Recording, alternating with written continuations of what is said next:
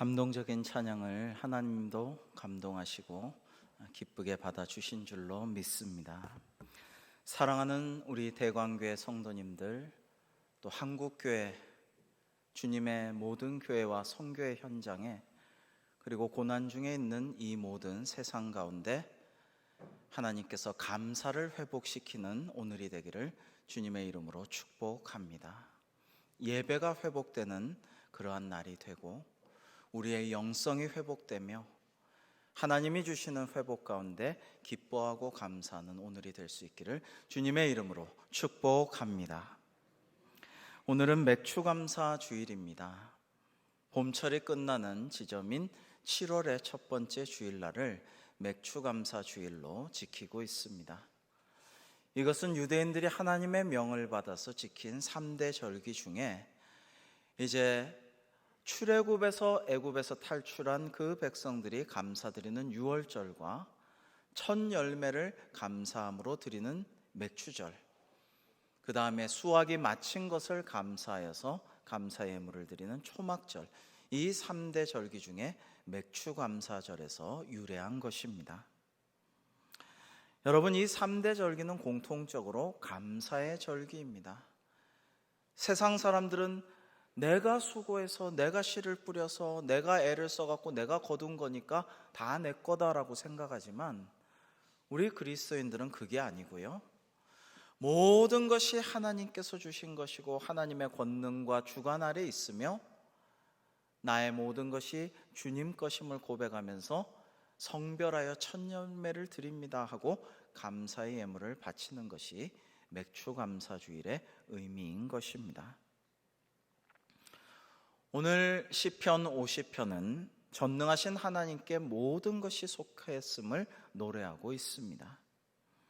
그리고 오늘 본문 9절에서는 세 가지가 맞물려 있습니다. 우리가 드리는 감사의 제사와 환난날에 주의 이름을 부르면 하나님이 구원해 주신다는 것과 장차 우리가 하나님을 영화롭게 할 것이다 라는 이 세 가지가 잘 연결되어 있습니다. 우리 오늘의 말씀 14절과 15절을 같이 한번 읽겠습니다. 시작.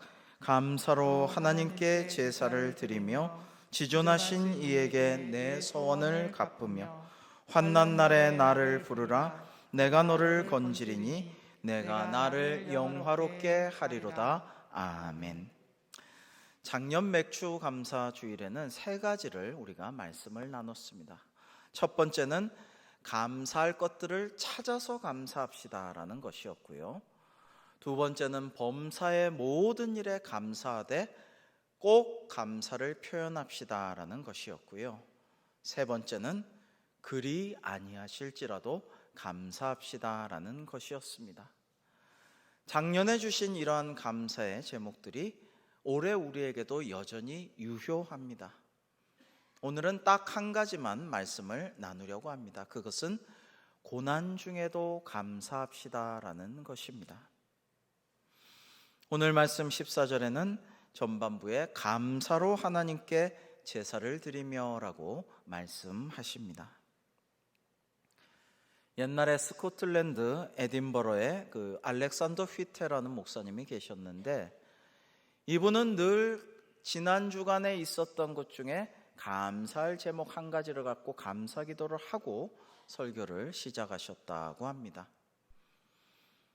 근데 이 에딘버러 지방에 그 엄청난 태풍이 몰아닥쳐가지고 온 마을과 학교와 그리고 교회까지도 쑥대밭이 되어버렸습니다. 큰 피해를 입었어요.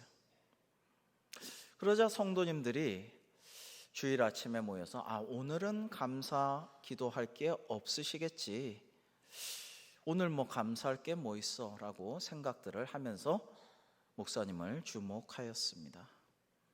근데 이 휘태 목사님은 여전히 감사 기도를 한 가지 딱 하고 설교를 시작하셨다고 합니다.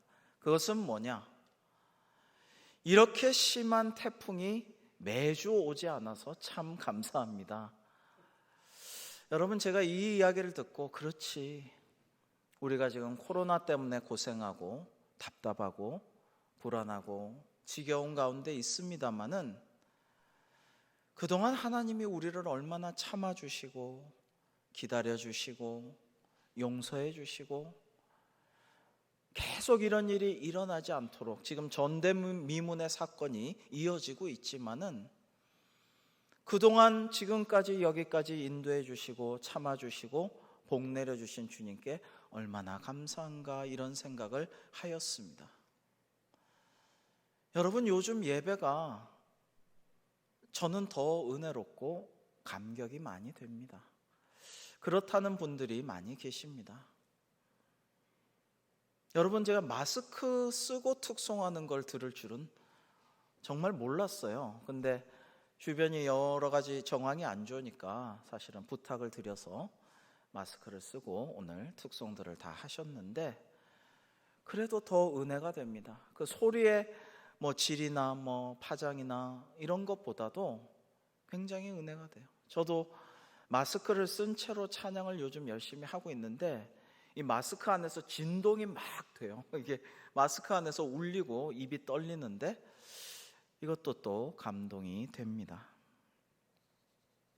생각해 보면 우리가 주님께 감사드리는 자체가 예배예요. 하나님께 올려드리는 제사고 예물이에요. 코로나19로 인해서 감사할 것들도 많이 있습니다. 다 죽어가고 멸종돼 가던 생명체들이 지금 한숨 돌리고 있습니다. 대기질이 훨씬 깨끗해지고 공기가 나아져서 저는 굉장히 좋습니다. 야근과 일 중독과 그것도 아니면 밤에 유흥문화에 찌들어 살던 직장인들이 이제 가정으로 돌아와서 함께 놀아주고 가정 예배도 드리고 서로 기도하고 축복해주고 몰랐던 사실을 깨달으면서 은혜를 받는 일들이 일어나고 있습니다. 전 세계에서 수많은 국지전들이 계속 일어나고 있었는데요. 지금 중국 인도 분쟁 외에는 거의 사라졌어요. 전 지구에서 분쟁과 국지전들이 다 멈춘 상황입니다. 지금 인력으로 할 수 없었던 일입니다. 그리고 코로나 사태를 통해서 수많은 각국의 최고 높은 분들이나 부자들조차도 걸리는 것을 보면서 하나님 앞에 모든 인간은 평등하지라는 것을 새롭게 깨달을 수가 있었죠. 예배와 공동체와 성도의 교제가 얼마나 소중한 것인지를 뼈저리게 체감할 수 있었습니다. 때로는 역경과 시련도 감사의 제목이 됩니다. 아니, 때로는 고난이 더 큰 감사의 제목이 될 때가 있습니다. 그래서 우리는 코로나19의 고난 중에서도 감사할 것들을 찾아서 감사해야 하겠습니다. 그러면 이 시기가 오히려 영적 전화위복의 계기가 될 수 있다고 저는 믿습니다.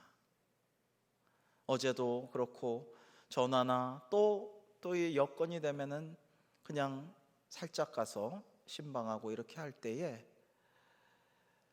정말 코로나 기간에 고통과 슬픔과 어려움이 있었던 분들, 지금도 그것이 이어지고 있는 분들 가운데 하나님이 영적인 전화위복의 계기를 주시는 것을 보고 감사하곤 합니다.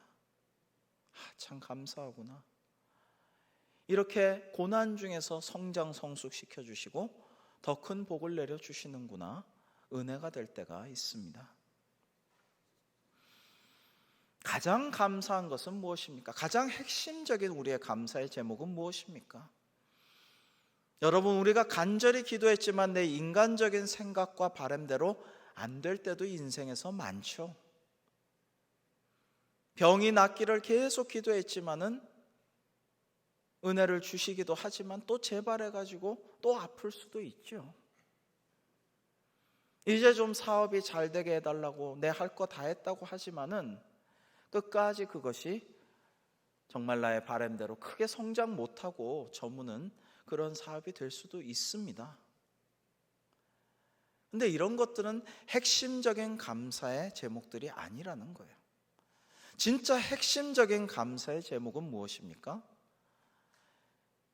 하나님이 독생자 예수 그리스도를 우리를 위해서 십자가에 내어주셨다는 것, 그 은혜. 그리고 예수님께서 하늘 보좌 버리시고 이 땅에 오셔서 우리를 위해 그 고난과 부끄러움과 수치와 모욕을 다 당하시고 외로움 속에서 십자가에 달려 돌아가셨고, 그를 믿는 자는 누구나 영생 구원을 받게 해주셨다는 것, 날 살리셨다는 것, 죄인인 나를 구원하셨다는 것, 이거야말로 변치 않는 감사의 제목이요, 가장 핵심적인 감사의 제목이라는 말씀입니다. 여러분, 동서고금의 수많은 소설가들 중에서 가장 위대한 소설가를 한 명만 꼽으라면 누구를 꼽으시겠습니까? 그런 게 어디 있어요? 예술은 무한하고 각자 생각이 다르고 느낀 감동도 다를 텐데 어떻게 소설가 한 명을 꼽습니까? 라고 물어보실 수가 있겠습니다마는, 신학자들과 목회자들은 이 한 사람을 꼽는데 별로 주저하지를 않습니다. 그는 러시아의 문호 퓨도르 도스토옙스키입니다. 이 도스토옙스키를 가장 위대한 한 명의 소설가로 신학자들과 목회자들이 꼽는 이유가 있어요. 그것은 그의 작품을 통해서 하나님의 놀라우신 무한한 은혜와 주님의 그 사랑을 우리는 깨닫게 되기 때문이죠.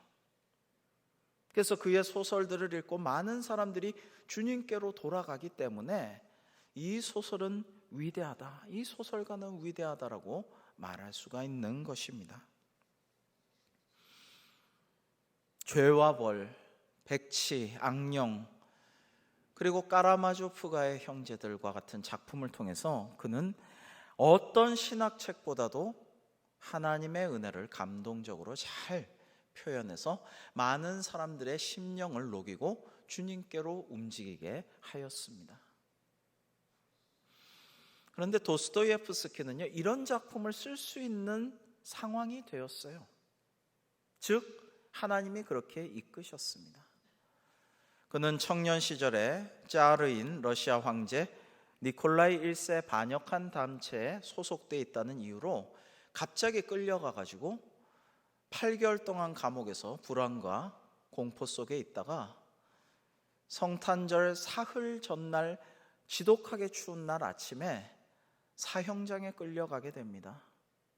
손이 묶이고 눈이 가리우고 기둥에 그 같이 끌려간 청년들과 쭉 묶이게 되는데, 너희들은 사형이다, 황제 반역죄다, 별로 한 일도 없는데 그렇게 잔혹한 벌을 내리리라고는 상상도 하지 못했는데, 그래서 총구가 쫙 겨눠지고 사형 집행 명령이 떨어지고 총에 공의가 당겨지고 이제 방아쇠가 당겨지려는 순간에 저기서 말을 달려온 황제의 특사가 사형을 면하고 황제가 자비를 베풀어서 이제 중노동형의 시베리아에 보낸다, 이렇게 칙서가 내려집니다. 사실은 이 잔인한 황제가 젊은 학생들 혼을 내주려고 모의 사형을 하라고 미리 이야기를 했던 거예요. 그 총구가, 나를 향해서 겨눠진 총구가 막 발사되려는 찰나에 수많은 청년들이 기절하고 까무라치고 미쳐버리고 맙니다. 정말 잔인하죠. 도스토옙스키도 평생 동안 그 당시의 트라우마에서 벗어나지를 못합니다. 시달리게 되죠. 그런데 도스토옙스키는 자기 감옥으로 돌아와 가지고요, 환희의 노래를 부릅니다. 좁은 방을 서성이면서 하나님께 감사합니다. 저 짜르에게 감사한 건 아니에요. 날 구원하신 하나님께, 구원이란 게 이런 거구나, 죽을 수밖에 없는 죄인이 살아난다는 것이 이런 것이구나, 하나님 감사합니다, 주님 감사합니다, 노래를 부릅니다. 그리고 삶은 행복이고 삶은 주님이 주신 선물이고 나는 사형장에서 깨달았도다, 1분이라도 영원한 행복의 순간이 될 수 있음을 나는 깨달았다. 이런 이야기를 기록하게 됩니다. 성탄절 자정의 사흘 후에 도스토예프스키와 많은 사람들이 이제 손이 묶이고 발에는 4.5kg짜리 큰 족쇄를 매달고 지붕도 없는 썰매에 태워져서 18일 동안이나 눈길을 달려서 이제 시베리아로 유형을 떠나게 됩니다. 거기 도착해서는 중노동형이 기다리고 있습니다. 그런데 시베리아에서 한 부인이 찾아와서 선물을 건넵니다. 그 부인은 한 정치범의 양심수의 아내였는데 남편의 옥바라지를 하기 위해서 시베리아까지 가서 고생하면서 감옥 주변에 살던 교양 있고 믿음이 신실한 부인이었어요. 근데 이 부인이 펴도르 도스토예프스키에게 신약 성경을 하나 선물로 줍니다. 뒤에 10불 지폐를 꼬깃꼬깃 접어 넣어가지고 이 성경으로 위로받고 소망을 가지고 기도하시고 은혜 받으십시오. 저도 당신을 위해 기도하겠습니다. 그 책을 받은 도스토예프스키는 감동해서 매일매일 낮에는 중노동에 시달리지만 밤마다 책을 보게 됩니다. 여러분, 우리 독립지사, 애국지사들도요, 한성 감옥에 일제가 가뒀을 때 감옥에서는 일제나 저 러시아 감옥이나 책을 못 보게 했어요.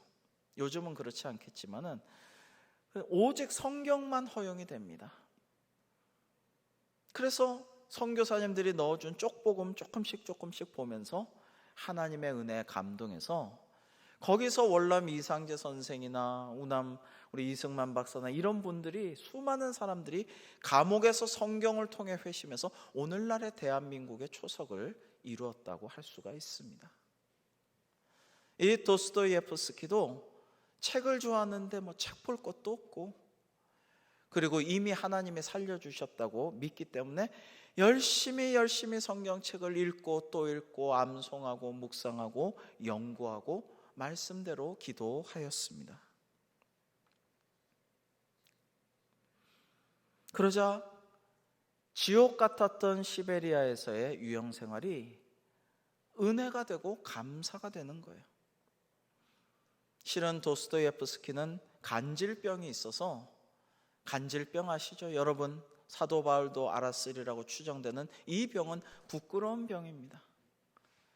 눈을 까뒤집고 입에 개거품을 물고 쓰러져서 뒹구는 발작이 참 창피한 그런 병을 감옥에서 그렇게 자꾸만 발작하게 되었고, 류마티즘으로 고생했고, 발에는 무거운 족쇄를 끈 채로 노동을 해야 됐기 때문에 늘 피부가 쓸려서 피가 난 데가 또 피가 나고, 더군다나 이 학생운동을 한 정치범 출신이라는, 사실 별로 한 것도 없는데 그런 이유로 인해서, 엘리트 청년이라는 이유로 다른 험악한 죄수들이 이 도스토예프스키를 구박하고 시기하고 질시하고, 몸도 약한 것이 일도 못한다 그러고 괴롭혔다고 그래요. 그런데 하나님의 은혜를 깨달으니까 그 험하고 악하고 잔인한 다른 죄수들과 관수들 안에서 도스토예프스키는 하나님의 형상을 발견을 하게 됩니다. 예수님도 자신을 그렇게 죄도 없는 주님을 모욕하고 괴롭히고 침뱉고 뺨을 치고 채찍질하고, 그리고 십자가에 못 박은 저들을 위해서 마지막에 이렇게 기도하셨지 않는가? 아버지여, 저들을 사하여 주옵소서. 저들은 자기들이 하는 것을 알지 못함이니이다. 그 주님의 은혜를 깨달은 도스토예프스키는 모든 사람들 안에서 하나님의 형상을 바라보는 눈을 갖게 된 것입니다. 오늘 말씀 14절 하반부에는 지존하신 이에게 내 서원을 갚으며 라고 말씀하십니다. 여러분, 우리가 잊지 말아야 할 것이 있어요. 이 놀라운 하나님의 은혜, 갚을 수 없는 주님의 사랑을 받은 우리가 하나님과 약속한 것이 있거든 잘 지키면서 살아야 한다라는 것입니다. 주님과 주일 성수 약속을 했거든 정말 힘써 지켜야죠. 예배하고 감사의 제사와 예물을 올린다고 했으면 해야죠. 어떤 상황에서든지 주님께서 내게 주신 사명이 있으면, 내가 기도하고 서원한 것이 있으면 때를 얻으나 못 얻으나 노력해야죠. 코로나19 사태가 장기화되면서 간혹 그런 분들이 있다고 합니다. 일 열심히 해요. 알바도 열심히 해요. 학교도 가고 학원도 갑니다. 스트레스 쌓이니까 노래방도 가고 PC방도 갑니다. 가끔 여행도 갑니다. 스포츠도 합니다. 알고 보면 할 거 다 합니다. 안 해도 될 것도 합니다. 좀 자제해도 되는 거, 좀 지금 절제해도 되는 거, 조금 피해야 될 그런 복잡한 장소도 갑니다. 근데 교회는 못 나오고 예배는 못 드린다. 목사님들이 얘기하면 코로나19 때문에 예배는 좀 지금 그래요. 교회 가긴 좀 그래요. 물론 온라인 예배로 드려도 괜찮습니다만은 온라인 예배도 교회에 온 것처럼 신실하게 영과 진리로 하나님께 예배 드려야 돼요.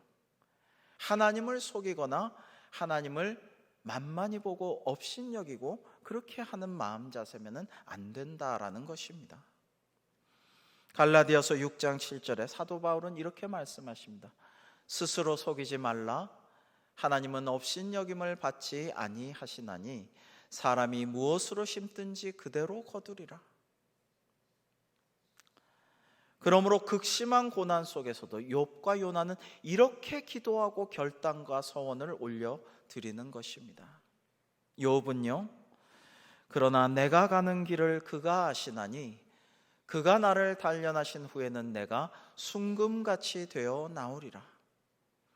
요나도 고난 중에 이렇게 서원합니다. 나는 감사하는 목소리로 주께 제사를 드리며 나의 서원을 주께 갚겠나이다. 구원은 여호와께 속하였나이다 하니라. 아멘.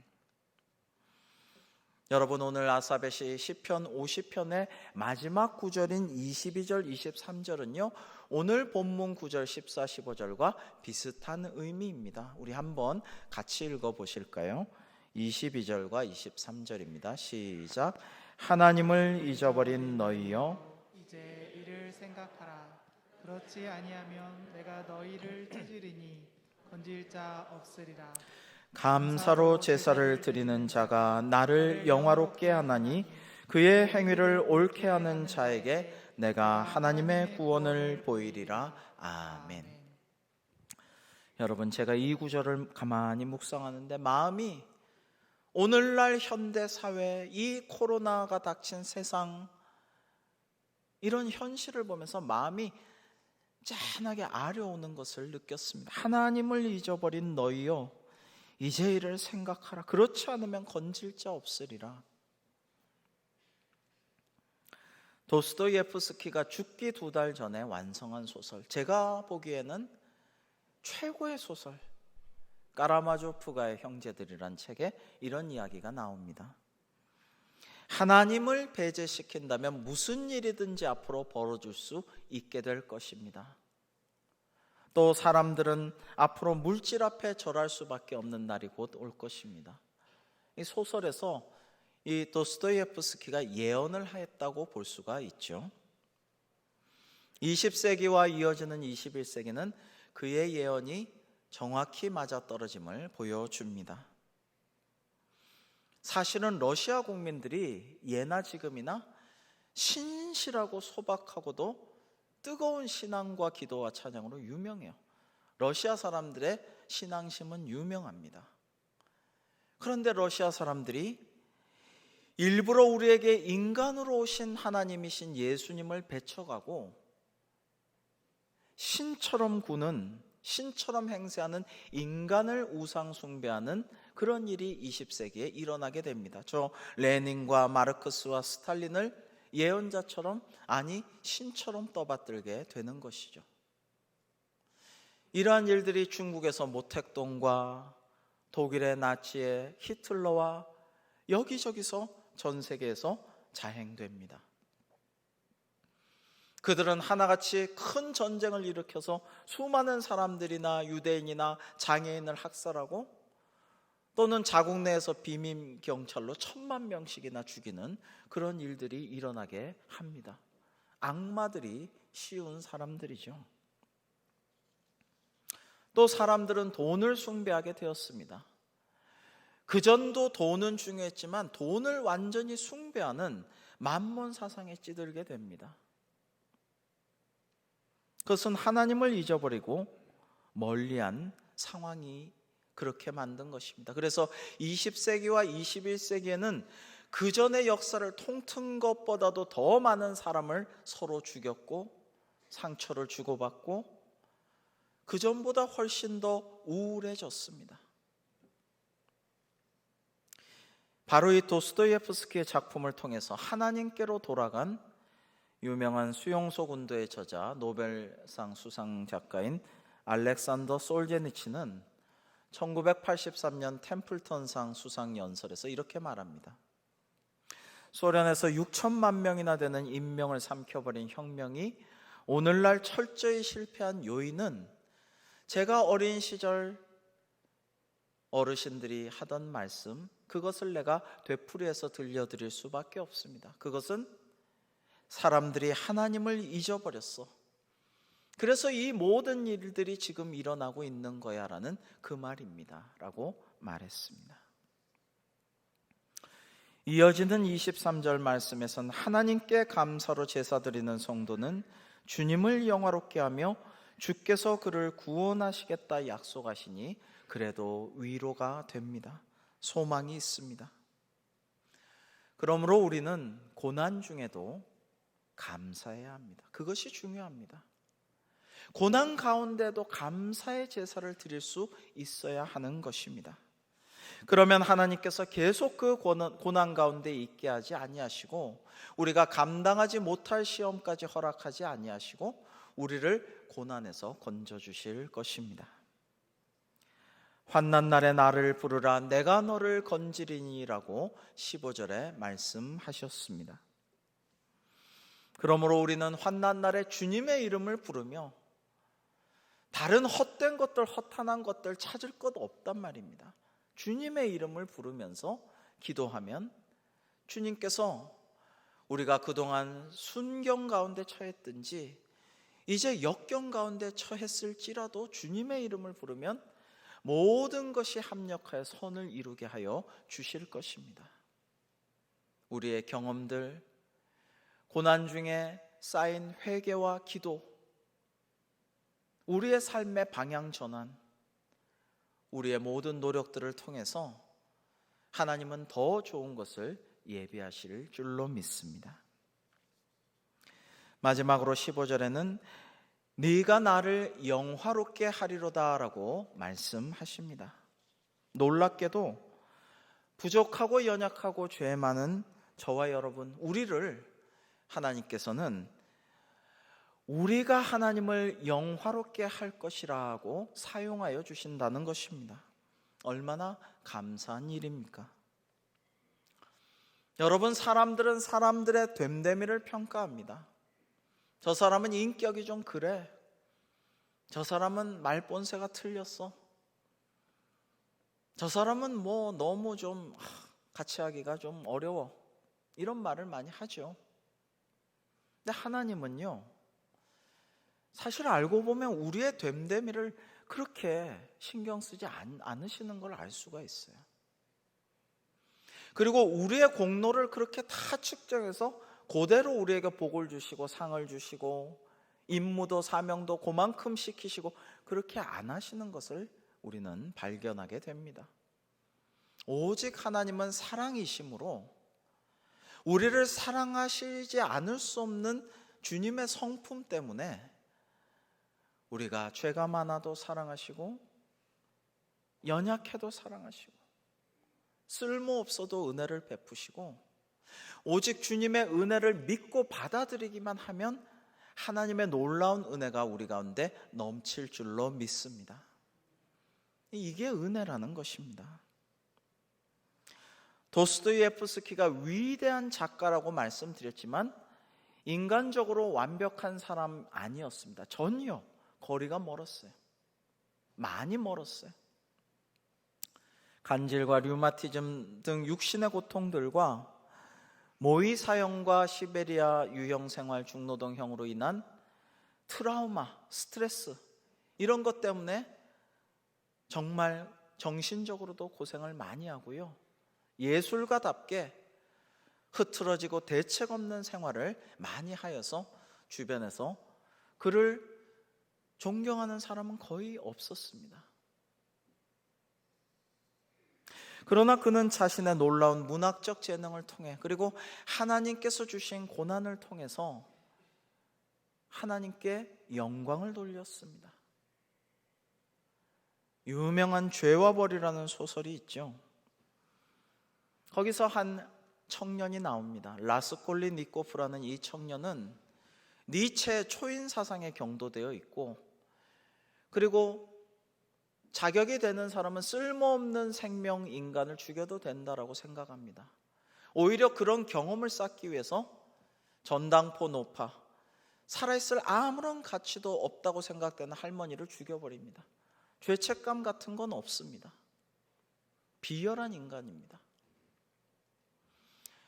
그런데 매춘부였지만은 하나님의 은혜로 회개한 소냐라는 여성이 이 라스콜리니코프가 머나먼 시베리아 유형기를 떠나는데 사실은 도스토옙스키 자신의 경험이죠.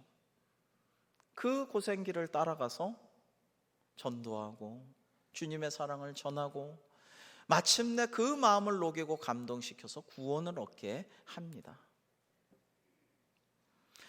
도스토옙스키가 고난 중에 하나님의 은혜를 체험하고 거기에 감사했기에, 그리고 환난 중에 하나님의 이름을 부르며 주님의 구원을 경험했기에 그는 이처럼 위대한 복음과 은혜의 진리를 작품으로 구현할 수가 있었던 것입니다. 그는 죽는 바로 그 순간에도 무릎 위에 시베리아 유형길에 한 부인이 주었던 그 신약 성경을 올려놓고 있었다라고 합니다.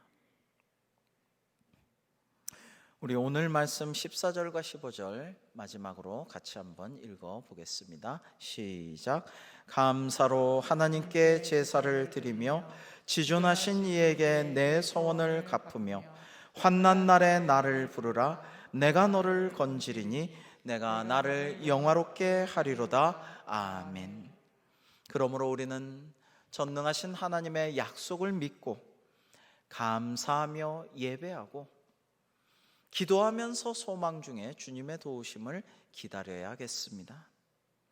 어려운 때이지만 전도를 포기하지 말고 어떻게든지 전화나 통신이나 선물이나 때를 얻으나 못 얻으나 전도할 수 있도록 힘쓰고, 큰 고난을 지금 겪고 있는 해외 선교사님들 위해서 기도와 후원을 아끼지 말아야 하겠습니다. 사랑하는 성도 여러분, 우리 고난 중에도 감사합시다. 고난 중에도 하나님의 사랑과 은혜에 감사하여 회복과 구원을 간구하면서 주신 사명을 감당하여 비록 내가 보잘것없지만 하나님을 영화롭게 해드리는 우리 대광교회 또 한국교회 될 수 있기를 주님의 이름으로 축복합니다. 기도하시겠습니다.